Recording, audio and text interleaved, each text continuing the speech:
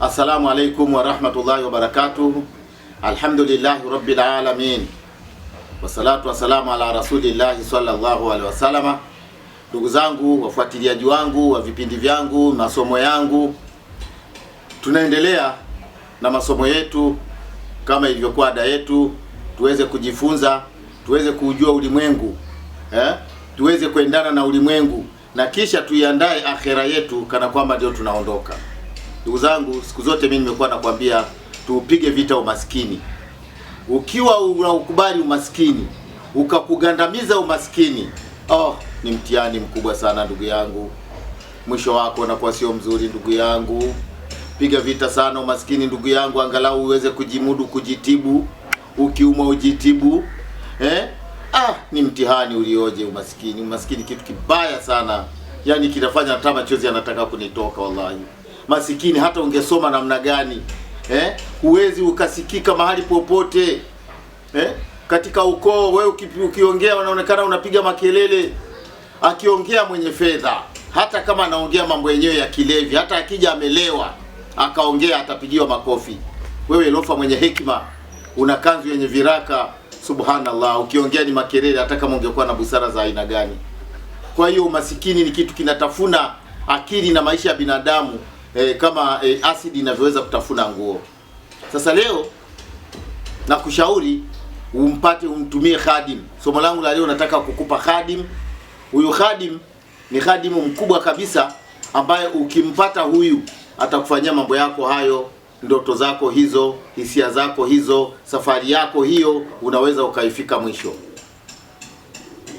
Khudama huyu ni Albatut.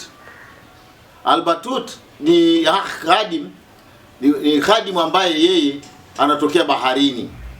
Kama nilivyoweza kuambia, bahari ziko 7 na katika usaba ule kuna ngazi 7 za kwenda chini. Sasa wao wanakaa tabaka la chini kabisa la bahari. Yasemekana kwamba yeye ni mtoto wa mfalme, mfalme wa majini katika koo fulani. Ndio mtoto wa mwisho na ndiye mtoto ambaye amepewa mikoba, ndiye mtoto amepewa ihsani, kapewa ucha Mungu. Kwa hiyo huyu ni khudama mzuri, halafu ni mpole, ni mtaratibu sana. Sasa jinsi ya kumpata huyu khudama ili aweze kumaliza matatizo yako, kwanza unuie swaumu. Nuia kufunga kwa ajili ya Mwenyezi Mungu, na kwa ajili Mwenyezi Mungu akupe ukaribu na viumbe wake wasioonekana, na utie nia katika yale unayoyakusudia. Unapiga swaumu. Ukipiga swaumu, kuna dua maalum wakati wa kutaka kufanya fitar inatakiwa uyazungumze, hata kwa Kiswahili yafaa, hata kwa lugha yako inafaa. Lakini wakati wa kufanya ile fitar lazima uwe na matunda aina 7.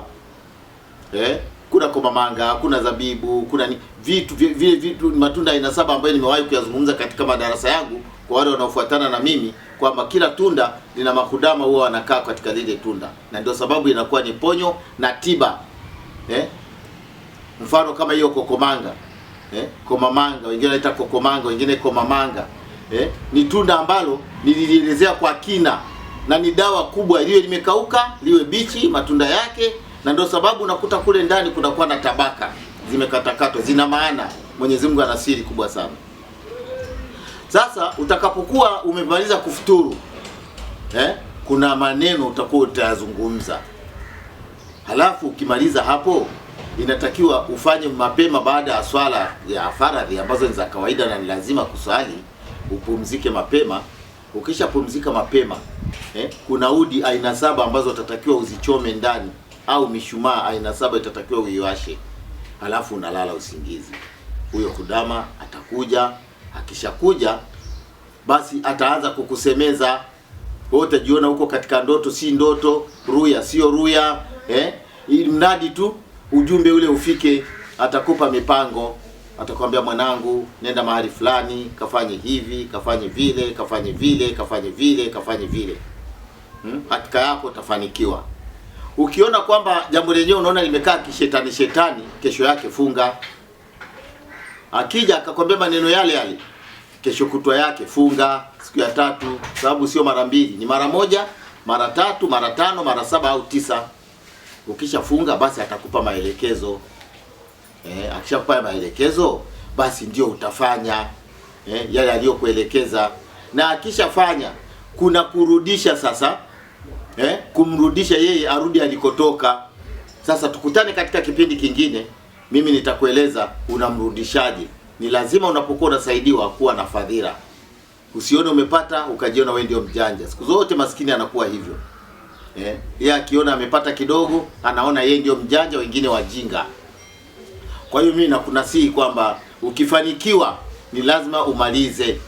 Yaani kila kitu chake ukirudishe mahali kilipokuwa ili uendelee na maisha yako.